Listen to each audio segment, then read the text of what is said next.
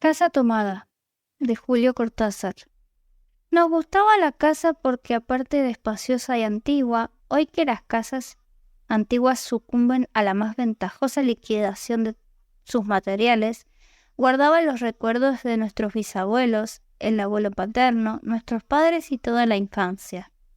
Nos habituamos Irene y yo a persistir solos en ella, lo que era una locura, pues en esa casa podían vivir 8 personas sin estorbarse. Hacíamos la limpieza por la mañana, levantándonos a las 7, y a eso de las 11 yo le dejaba a Irene las últimas habitaciones por repasar y me iba a la cocina. Almorzábamos a mediodía, siempre puntuales, ya no quedaba nada por hacer fuera de unos pocos platos sucios. Nos resultaba grato almorzar pensando en la casa profunda y silenciosa y cómo nos bastábamos para mantenerla limpia. A veces llegamos a creer que era ella la que no nos dejó casarnos. Irene rechazó a 2 pretendientes sin mayor motivo. A mí se me murió María Esther antes de que llegáramos a comprometernos. Entramos a los 40 años con la inexpresada idea que el nuestro, simple y silencioso matrimonio de hermanos, era necesaria clausura de la genealogía sentada por los bisabuelos en nuestra casa. Nos moriríamos allí algún día. Vagos y esquivos primos se quedarían con la casa y la echarían al suelo para enriquecerse con el terreno y los ladrillos. O mejor, nosotros mismos la voltearíamos justicieramente antes de que fuera demasiado tarde. Irene era una chica nacida para no molestar a nadie. Aparte de su actividad matinal, se pasaba el resto del día tejiendo en el sofá de su dormitorio. No sé por qué tejía tanto. Yo creo que las mujeres tejen cuando han encontrado en esa labor el gran pretexto para no hacer nada. Irene no era así. Tejía siempre cosas necesarias. Tricotas para el invierno, medias para mí, mañanitas y chalecos para ella. A veces tejía un chaleco y después lo destejía en un momento porque algo no le agradaba. Era gracioso ver en la canastilla el montón de lana encrespada resistiéndose a perder su forma de algunas horas.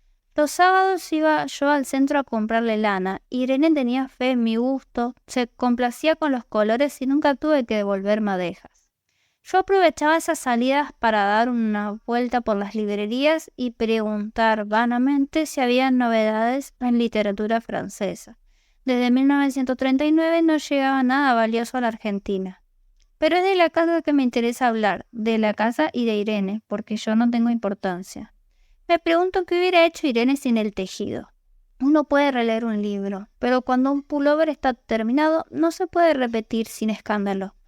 Un día encontré el cajón de abajo de la cómoda de alcanfor lleno de pañoletas blancas, verdes, lilas. Estaban con naftalina, apiladas como en una mercería. No tuve valor de preguntarle a Irene qué pensaba hacer con ellas. No necesitábamos ganarnos la vida. Todos los meses llegaba la plata de los campos y el dinero aumentaba, pero a Irene solamente la entretenía el tejido. Mostraba una destreza maravillosa y a mí se me iban las horas viéndole las manos como erizos plateados, agujas yendo y viniendo y 1 o 2 canastillas en el suelo donde se agitaban constantemente los ovillos. Era hermoso. ¿Cómo no acordarme de la distribución de la casa? El comedor, una sala con gobelinos, la biblioteca y 3 dormitorios grandes quedaban en la parte más retirada, la que mira hacia Rodríguez Peña. Solamente un pasillo con su maciza puerta de roble aislaba esa parte del ala delantera, donde había un baño, la cocina, nuestros dormitorios y el living central, al cual comunicaban los dormitorios y el pasillo. Se entraba a la casa por un zaguán con mayólica y la puerta cancel daba al living, de manera que uno entraba por el zaguán, abría la cancel y pasaba al living. Tenía a los lados las puertas de nuestros dormitorios y al frente el pasillo que conducía a la parte más retirada. Avanzando por el pasillo se franqueaba la puerta de roble y más allá empezaba el otro lado de la casa, o bien se podía girar a la izquierda justamente antes de la puerta y seguir por un pasillo más estrecho que llevaba a la cocina y al baño. Cuando la puerta estaba abierta, advertía uno que la casa era muy grande. Si no, daba la impresión de un departamento de los que se edifican ahora, apenas para moverse. Irene y yo vivíamos siempre en esta parte de la casa. Casi nunca íbamos más allá de la puerta de roble, salvo para hacer la limpieza. Pues es increíble cómo se junta tierra en los muebles. Buenos Aires será una ciudad limpia, pero eso lo debe a sus habitantes y no a otra cosa. Hay demasiada tierra en el aire. Apenas sopla una ráfaga, se palpa el polvo en los mármoles de las consolas y entre los rombos de las carpetas de macramé.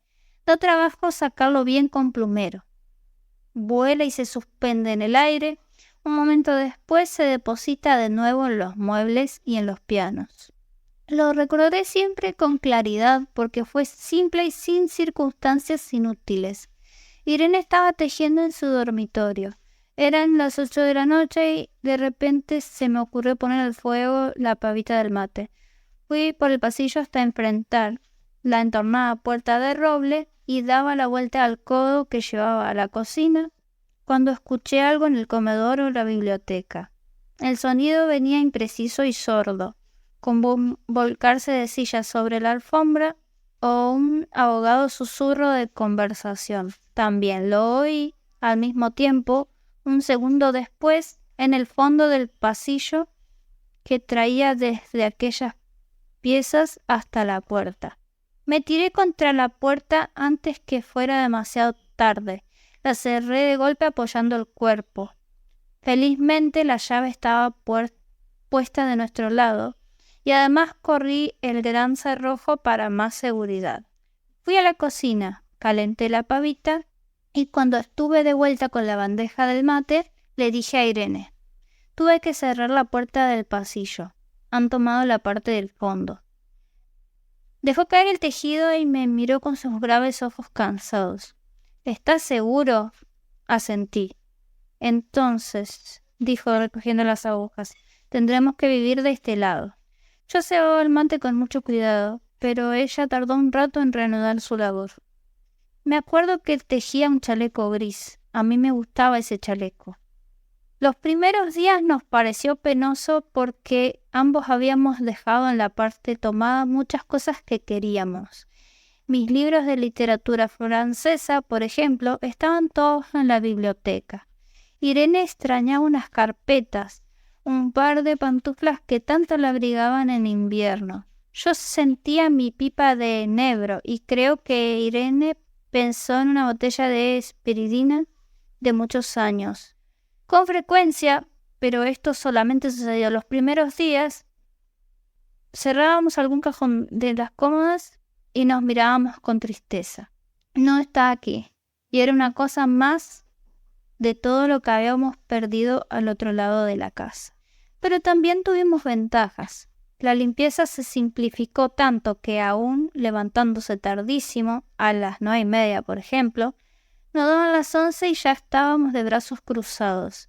Irene se acostumbró a ir conmigo a la cocina para ayudarme a preparar el almuerzo. Lo pensamos bien y se decidió esto. Mientras yo preparaba el almuerzo, Irene cocinaría platos para comer fríos de noche. Nos alegramos porque siempre resulta molesto tener que abandonar los dormitorios al atardecer y ponerse a cocinar. Ahora nos bastaba con la mesa en el dormitorio de Irene y las fuentes de comida fiambre. Irene estaba contenta porque le quedaba más tiempo para tejer. Yo andaba un poco perdido a causa de los libros, pero por no afligir a mi hermana me puse a revisar la colección de estampillas de papá y eso me sirvió para matar el tiempo. Nos divertíamos mucho, cada uno en sus cosas, casi siempre reunidos en el dormitorio de Irene, que era más cómodo. A veces Irene decía: fíjate este punto que se me ha ocurrido, ¿no da un dibujo de trébol?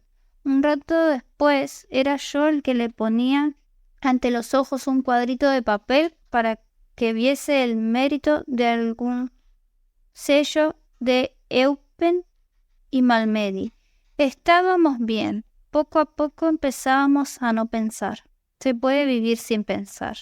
Cuando Irene soñaba en alta voz, yo me desvelaba enseguida. Nunca pude habituarme a esa voz de estatua o papagayo, voz que viene de los sueños y no de la garganta. Irene decía que mis sueños consistían en grandes sacudones que a veces hacían caer el cobertor. Nuestros dormitorios tenían el living de por medio, pero de noche se escuchaba cualquier cosa en la casa. No sabíamos respirar, toser, presentíamos el ademán que conduce a la llave del velador, los mutuos y frecuentes insomnios. Aparte de eso, todo estaba callado en la casa. De día eran los rumores domésticos, el roce metálico de las agujas de tejer, un crujido al pasar las hojas del álbum filatélico. La puerta de roble, creo haberlo dicho, era maciza. En la cocina y el baño, que quedaban tocando la parte tomada, nos poníamos a hablar en voz más alta o Irene cantaba canciones de cuna. En una cocina hay demasiado ruido de loza y vidrios para que otros sonidos irrumpan en ella. Muy pocas veces permitíamos allí el silencio, pero cuando tornábamos a los dormitorios y al living, entonces la casa se ponía callada y a media luz. Hasta pisábamos más despacio para no molestarnos.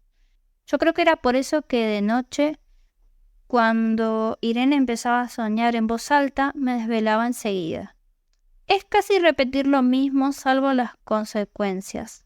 De noche siento sed, y antes de acostarnos, le dije a Irene que iba hasta la cocina a servirme un vaso de agua. Desde la puerta del dormitorio, ella tejía. Oí ruido en la cocina, tal vez en la cocina o tal vez en el baño, porque el codo del pasillo apagaba el sonido. A Irene le llamó la atención mi brusca manera de detenerme y vino a mi lado sin decir palabra. Nos quedamos escuchando los ruidos, notando claramente que eran de este lado de la puerta de roble, en la cocina y el baño, o en el pasillo mismo donde empezaba el codo, casi al lado nuestro. No nos miramos siquiera. Apreté el brazo de Irene y la hice correr conmigo hasta la puerta cancel, sin volvernos hacia atrás. Los ruidos se oían más fuertes, pero siempre sordos, a espaldas nuestras. Cerré de un golpe la cancel y nos quedamos en el zaguán. Ahora no se oía nada. Han tomado esta parte, dijo Irene. El tejido le colgaba de las manos y las hebras iban hasta la cancel y se perdían debajo. Cuando vio que los ovillos habían quedado del otro lado, soltó el tejido sin mirarlo. ¿Tuviste tiempo de traer alguna cosa?, le pregunté inútilmente. No, nada. Estábamos con lo puesto. Me acordé de los 15.000 pesos en el armario de mi dormitorio. Ya era tarde ahora. Como me quedaba el reloj pulsera, vi que eran las 11 de la noche. Rodeé con mi brazo la cintura de Irene. Yo creo que ella estaba llorando. Y salimos así a la calle. Antes de alejarnos tuve lástima. Cerré bien la puerta de entrada y tiré la llave a la alcantarilla. No fuese que a algún pobre diablo se le ocurriera robar y se metiera en la casa a esa hora y con la casa tomada.